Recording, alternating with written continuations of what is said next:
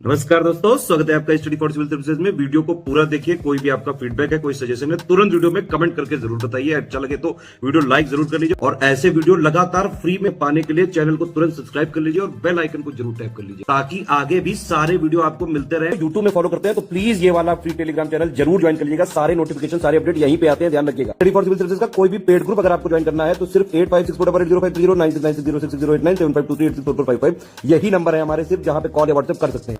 Instagram पे हमारा page जरूर फॉलो कर लीजिएगा, study for civil dot services है। ट्विटर पे हमको जरूर फॉलो कर लीजिएगा, @स्टडी फॉर सिविल्स है। सारे क्वेश्चन अटेम्प्ट करिए और स्कोर अपना तुरंत कमेंट करके बताइए। नमस्कार दोस्तों, स्वागत है आपका स्टडी फॉर एग्जाम्स में। दोस्तों, इस वीडियो में हम लोग जनवरी 2024 से अक्टूबर 2024 के जो महत्वपूर्ण करंट अफेयर है उसकी प्रश्नोत्तरी देखेंगे। और यह वीडियो आपकी आगामी exam UPPCS pre, UPPSC RO exam के लिए बहुत ही ज़्यादा महत्वपूर्ण है।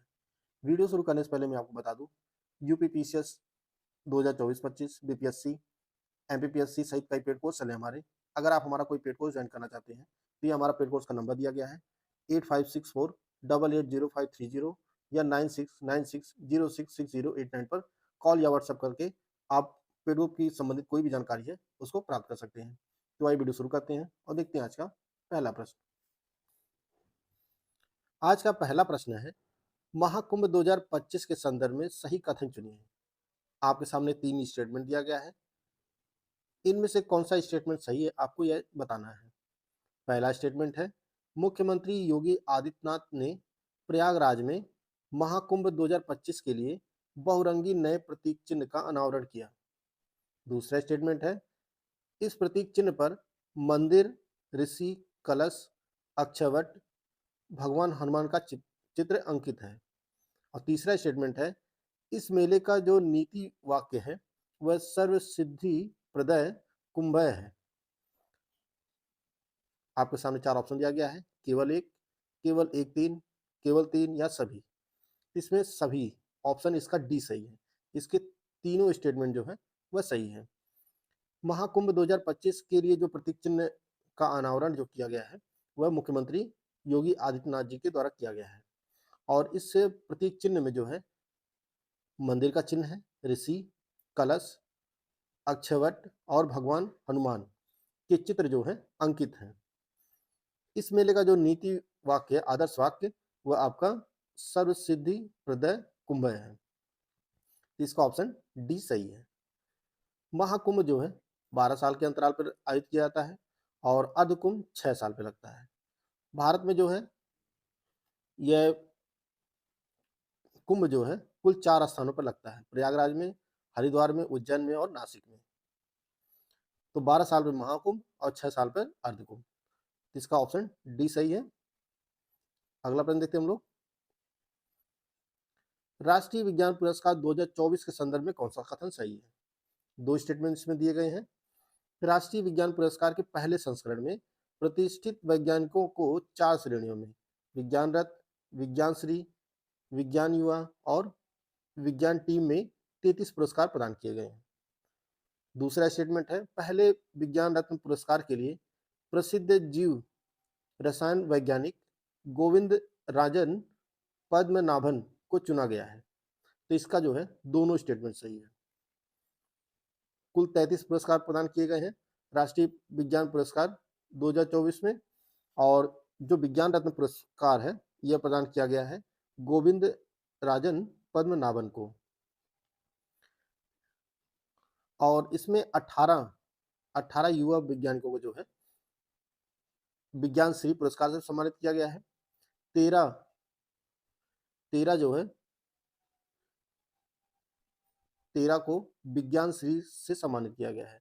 युवा विज्ञान पुरस्कार से जो है 18 लोगों को और विज्ञान श्री पुरस्कार से जो है विज्ञान श्री पुरस्कार से 13 लोगों को। और एक टीम पुरस्कार जो दिया गया है वह चंद्रयान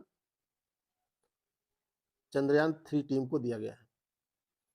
चंद्रयान 3 टीम को दिया गया है विज्ञान टीम पुरस्कार। तो इसका ऑप्शन सी सही है। दोनों स्टेटमेंट सही है इसका। सुमेलित कीजिए। 4 रचनाएं दी गई हैं, 4 किताबों के नाम दिए गए हैं जो हाल ही में प्रकाशित हुई हैं, और उनके साथ जो है एक तरफ लेखों के नाम दिए गए हैं, उनके साथ जो है आपको सुमेलित करना है। आई कैन कोच, यह जो पुस्तक है जो हाल ही में प्रकाशित हुई है, यह सिद्धार्थ राजशेखर की है। प्लानिंग फॉर इंडियाज अर्बनाइजेशन, यह पुस्तक विद्याधर के फाटक की है। और India's nuclear times titans India's nuclear titans जो पुस्तक है, ये आपके सौम्या अवस्थी और श्रवणा बरुआ की है। और द विनर्स माइंडसेट, यह सिन वॉटसन की पुस्तक है। 4 ऑप्शन दिया गया है इसमें, तो इसमें जो ऑप्शन हो जाएगा 2, 1, 4, 3, यानी इसका बी ऑप्शन सही है। बी ऑप्शन इसका सही है। बढ़ते अगले क्वेश्चन की तरफ। अगला क्वेश्चन है, भ्रष्टाचार बोध सूचकांक 2023 के संदर्भ में कौन सा कथन सही है? इसमें 3 स्टेटमेंट दिया गया है। भ्रष्टाचार बोध सूचकांक 2024, इसे ट्रांसपेरेंसी इंटरनेशनल ने जारी किया है। दूसरा स्टेटमेंट है, इस सूचकांक में डेनमार्क, फिनलैंड, न्यूजीलैंड ये शीर्ष पर है, शीर्ष के 3 देश हैं। और तीसरा स्टेटमेंट है, इस सूची में भारत 83वें स्थान पर है। तो इसका जो सही आंसर हो जाएगा वो आपका हो जाएगा केवल 1 और 2। भ्रष्टाचार बोध सूचकांक 2023 जो है यह जारी किया जाता है ट्रांसपेरेंसी इंटरनेशनल द्वारा। और शीर्ष के जो देश हैं वो डेनमार्क पहले स्थान पर, दूसरे फिनलैंड, तीसरे पर न्यूजीलैंड है। भारत की जो रैंकिंग है वह 93 है। भारत 93 स्थान पर है। इसका ऑप्शन ए सही है, केवल 1 और 2। रुद्रम सेकंड मिसाइल के संदर्भ में कौन सा कथन सही है? इसमें भी आपको सही कथन चुनना है। डीआरडीओ ने भारतीय वायुसेना के सुखोई 30M के फर्स्ट से उड़ीसा के तट पर इसका सफलतापूर्वक परीक्षण किया। दूसरा स्टेटमेंट है, यह मिसाइल सतह से हवा में मार करने में सक्षम है। दूसरा है, तीसरा स्टेटमेंट जो है, यह एक स्वदेशी रूप से विकसित ठोस ईंधन से चलने वाली वायु प्रक्षेपित मिसाइल प्रणाली है। तो इसमें जो आपका सही नहीं है वो आपका दूसरा स्टेटमेंट है। दूसरा स्टेटमेंट गलत है। इसे जो है सतह से हवा मार करने में ये सक्षम नहीं है, यह जो है हवा से सतह पर मार करने में सक्षम है। ये जो उल्टा लिखा हुआ है यहाँ पे। आपका पहला स्टेटमेंट सही है और दूसरा स्टेटमेंट सही है, यानी इसका सी सही है। बढ़ते अगले क्वेश्चन की तरफ। निम्न में से कौन सा कथन सही है? इसमें सही पूछा जा रहा है। प्रबोवो सुबियांटो इंडोनेशिया के नए राष्ट्रपति बने हैं। कुलोंग कुओंग वियतनाम के नए राष्ट्रपति बने हैं। तो इसमें दोनों सही है।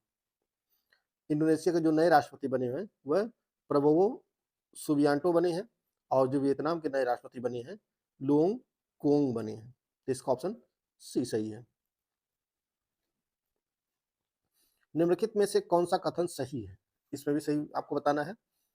मानसिक स्वास्थ्य विश्व मानसिक स्वास्थ्य दिवस प्रत्येक वर्ष 10 अक्टूबर को मनाया जाता है। 2024 की थीम कार्यस्थल पर मानसिक स्वास्थ्य है। और तीसरा से स्टेटमेंट जो दिया गया इसमें, इसकी शुरुआत सबसे पहले 2003 में विश्व मानसिक स्वास्थ्य महासंघ के द्वारा शुरू किया गया था इसे। इसमें जो सही नहीं है वो आपका ऑप्शन तीसरा वाला। इसकी शुरुआत जो है 2003 में नहीं, यह 1992 में इसकी शुरुआत की गई थी। 1992 में इसकी शुरुआत हुई थी। विश्व मानसिक स्वास्थ्य दिवस जो है यह प्रत्येक वर्ष 10 अक्टूबर को मनाया जाता है। और 2024 की जो थीम रखी गई इसकी, वह कार्यस्थल पर मानसिक स्वास्थ्य इसकी थीम है। और इसकी मनाने की जो शुरुआत है 1992 में किसके द्वारा की गई थी? विश्व मानसिक स्वास्थ्य महासंघ के द्वारा शुरू किया गया था इसे। तो इसका जो सही आंसर हो जाएगा आपका 1 और 2, यानी डी ऑप्शन इसका सही है। अगला क्वेश्चन देखते हैं हम लोग। निम्नलिखित में से कौन सा कथन सही है? 2 स्टेटमेंट दिया गया इसमें। भारतीय फुटबॉल टीम ने बांग्लादेश को हराकर 2024 फुटबॉल 2024 सैफ अंडर 17 का खिताब जीता है। दूसरा स्टेटमेंट दिया गया है, न्यूजीलैंड महिला क्रिकेट टीम ने T20 विश्व कप 2024 का खिताब जीता है। ये भी जो है दोनों स्टेटमेंट इसका सही है। भारतीय फुटबॉल टीम ने जो है बांग्लादेश को हराकर 2024 सैफ अंडर 17 का खिताब जीता है। और न्यूजीलैंड की महिला टीम ने जो है T20 विश्व कप का जो खिताब जीता है, और यह जो है पहली बार जीता है। पुरुष पुरुष टीम भी अभी तक एक बार भी T20 विश्व कप का खिताब नहीं जीत पाई है, और पहला जो जीता है वो महिला क्रिकेट टीम ने जीता है। तो इसका ऑप्शन सी सही है। दोस्तों, अगर आप Allahabad high court steno group C group D की कंप्लीट तैयारी करना चाहते हैं तो आप हमारा पेड ग्रुप ज्वाइन कर सकते हैं। इसमें आपको कंप्लीट स्टडी मटेरियल दिया जाएगा, PDF notes, recorded classes, test series, सब कुछ जो है आपको प्रोवाइड किया जाएगा। और यह कोर्स आप हमारे स्टडी फॉर सिविल सर्विसेज के ऐप पर परचेज कर सकते हैं। इस समय डिस्काउंट भी चल रहा है, तो आप लोग जो है डिस्काउंट का लाभ उठा सकते हैं और अपनी तैयारी को और बेहतर कर सकते हैं। 5वें राष्ट्रीय जल पुरस्कारों के संदर्भ में निम्नलिखित में से कौन सा कथन सही है? यह पुरस्कार 9 विभिन्न श्रेणियों में संयुक्त विजेताओं सहित कुल 38 विजेताओं का चयन किया गया इस पुरस्कार में। दूसरा स्टेटमेंट है, सर्वश्रेष्ठ राज्य की श्रेणी में प्रथम पुरस्कार उड़ीसा को दिया गया, जबकि उत्तर प्रदेश को दूसरा और गुजरात पुडुचेरी को संयुक्त रूप से तीसरा स्थान प्राप्त हुआ। तो इसमें भी आपका दोनों स्टेटमेंट सही है। 5वें राष्ट्रीय पुरस्कार 2023 में जो है कुल 9 श्रेणियों में दिया गया, और इसके जो कुल 38 विजेता रहे। सर्वश्रेष्ठ राज्यों की श्रेणी में जो है कुल सर्वश्रेष्ठ राज्यों की श्रेणी में पहला पुरस्कार उड़ीसा को, दूसरा उत्तर प्रदेश को, और तीसरा जो है गुजरात और पुडुचेरी को संयुक्त रूप से दिया गया है। तो इसका ऑप्शन सी सही है।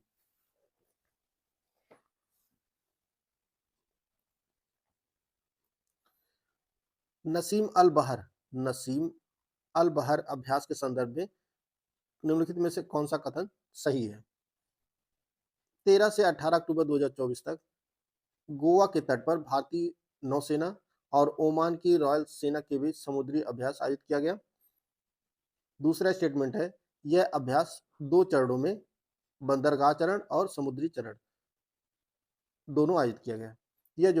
यह दोनों स्टेटमेंट सही है। 13 से 18 अक्टूबर तक जो है गोवा के तट पर भारतीय नौसेना और ओमान की सेना के बीच जो है नसीम अल बहर अभ्यास आयोजित किया गया, और इसके 2 चरण थे, एक बंदरगाह चरण और दूसरा समुद्री चरण। इसका ऑप्शन सी सही है। 22 से 24 अक्टूबर 2024 तक 16वां ब्रिक्स शिखर सम्मेलन कहाँ आयोजित किया गया? 22 से 24 अक्टूबर 2024 तक 16वां ब्रिक्स शिखर सम्मेलन कहाँ आयोजित किया गया? 4 ऑप्शन दिया गया आपके सामने, तो इसमें सही आंसर आपका हो जाएगा ऑप्शन डी, रूस के शहर कजान में 16वां ब्रिक्स सम्मेलन जो है आयोजित किया गया। तो इसका ऑप्शन डी सही है।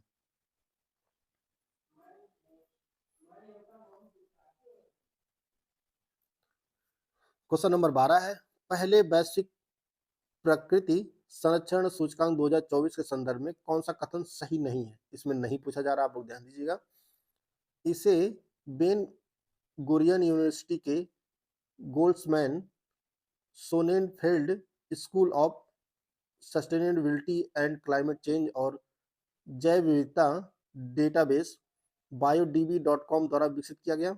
दूसरा स्टेटमेंट है, इसमें 4 प्रमुख मानदंडों भूमि प्रबंधन, जैव विविधता को खतरा, क्षमता, शासन और भविष्य के रुझान का मूल्यांकन किया गया है। तीसरा स्टेटमेंट है, भारत 180 देशों में 129वें स्थान पर है। इसमें जो सही नहीं है वो आपका ऑप्शन, जो इसका तीसरा स्टेटमेंट है, यह सही नहीं है। भारत 180 देशों में से भारत की जो रैंकिंग है वो 176वीं है, 176वीं रैंक पे भारत है। बाकी इसके जो है दोनों स्टेटमेंट सही है। तो जो गलत स्टेटमेंट है वो आपका तीसरा है, यानी इसका सी ऑप्शन सही है। हाल ही में किस शहर को सॉवरेन वेल्थ फंड के मामले में दुनिया का सबसे अमीर शहर घोषित किया गया है? 4 ऑप्शन दिया गया है, Abu Dhabi, Singapore, New York, London. तो इसमें जो सही आंसर आपका ऑप्शन ए सही है। आबू धाबी जो है सॉवरेन वेल्थ फंड के मामले में दुनिया का सबसे अमीर शहर घोषित किया गया है। इसके बाद जो है ओस्लो है, ओस्लो। तीसरे स्थान पर बीजिंग है, बीजिंग। और इसके बाद सिंगापुर है, सिंगापुर है। इसका ऑप्शन ए सही है, आबू धाबी सही आंसर इसका। भारत के साथ ऑडियो विजुअल सह निर्माण समझौते पर हस्ताक्षर करने वाला 17वां देश कौन बना है? Australia, Japan, Vietnam, Colombia. तो इसका सही आंसर आपका ऑप्शन डी है। कोलंबिया जो है भारत के साथ ऑडियो विजुअल सह निर्माण समझौते पर हस्ताक्षर करने वाला जो है 17वां देश है। पहला जो देश था वह इटली था, इटली। और यह समझौता जो है 2005 में हुआ था, 2005 में। और जो लेटेस्ट वाला हुआ है वह 2023 में, 2023 में ऑस्ट्रेलिया ने किया था, ऑस्ट्रेलिया।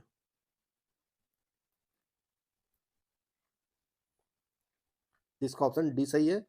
भारत के साथ ऑडियो विजुअल सह निर्माण समझौते पर हस्ताक्षर करने वाला जो 17वां देश बना है वह आपका कोलंबिया बना है। निम्नलिखित में से कौन सा कथन सही है? निम्नलिखित में से कौन सा कथन सही है? भारत के बाद ब्राजील दूसरा ब्रिक्स देश बना है जो चीन के BRI में शामिल नहीं हुआ है। दूसरा स्टेटमेंट है केरल भारत का पहला कैपेसिटर विनिर्माण संयंत्र केरल में स्थापित किया गया है। तो इसका जो है दोनों स्टेटमेंट सही है आपका। भारत के बाद जो है ब्राजील दूसरा देश बना है, ब्रिक्स देश बना है जो चीन के BRI प्रोजेक्ट में शामिल होने से मना कर दिया है। और इसकी घोषणा जो है अभी हाल ही में ब्रिक्स सरकार ने किया है। भारत का पहला सुपर कैपेसिटर विनिर्माण संयंत्र जो है केरल में स्थापित किया गया है, केरल में स्थापित किया गया है। और इसका उद्घाटन हाल ही में केरल के मुख्यमंत्री पिनरई विजयन ने इसका जो है उद्घाटन किया है। तो इसका ऑप्शन सी सही है, दोनों स्टेटमेंट इसका सही है। तो दोस्तों ये कुछ महत्वपूर्ण करंट अफेयर थे जिसको हम लोग इस वीडियो के माध्यम से कवर कर चुके हैं। वीडियो अगर आपको अच्छा लगा तो लाइक कर सकते हैं, चैनल को सब्सक्राइब कर लीजिए। मिलते हैं नेक्स्ट वीडियो में, तब तक के लिए जय हिंद, जय भारत।